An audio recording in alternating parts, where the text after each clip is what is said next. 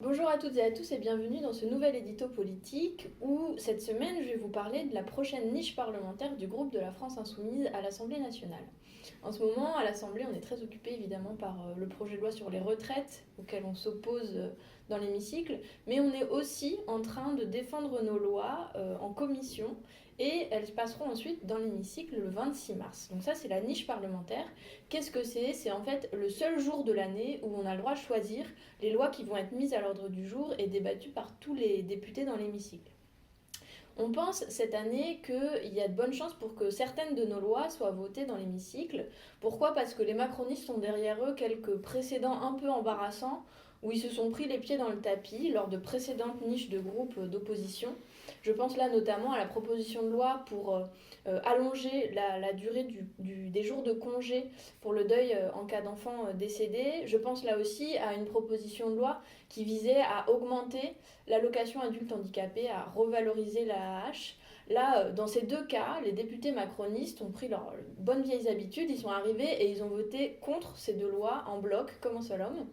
Et en fait, c'est pas passé cette fois-ci. L'opinion s'est saisie de ces sujets parce que tout le monde était un peu choqué.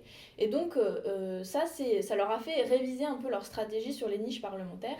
Et donc, on pense cette année que sur notre niche aussi, il est possible qu'ils votent certains sujets. Donc, qu'est-ce que c'est les sujets qu'on a mis à l'ordre du jour pour cette année? On en a choisi 7. Donc, c'est beaucoup. Ils ne seront pas tous examinés en hémicycle, mais ils seront tous examinés en commission. Quel sujet donc? On a choisi des sujets d'abord pour faire écho aux batailles locales qui sont en train de se jouer actuellement, aux batailles sur les élections municipales. Donc on a mis à l'ordre du jour une loi pour des cantines vertueuses, pour en fait la gratuité de la restauration collective. On a également proposé une loi pour un logement digne qui empêche en fait les expulsions des gens et qui permet aussi d'augmenter le nombre de logements sociaux dans chaque ville pour proposer un droit effectif au logement pour chacun et chacune. On a aussi, au niveau des sujets d'intérêt un peu plus local, on va dire, proposé une loi pour les colonies de vacances, pour permettre en fait à tous les enfants de partir en vacances avec l'aide d'un fonds de solidarité qui permettrait le financement du départ en vacances des enfants. Les cantines vertueuses et les colonies de vacances, ces deux lois étaient examinées ce matin même en commission. Les autres seront examinées la semaine prochaine. On a aussi voulu présenter des lois pour mettre en lumière les violences extrêmes qui se sont passées cette année.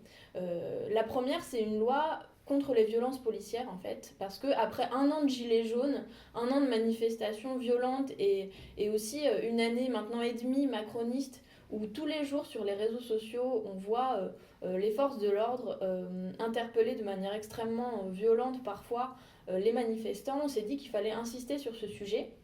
Et donc on fait une proposition de loi pour interdire certaines techniques d'immobilisation qui se sont avérées létales dans certains cas.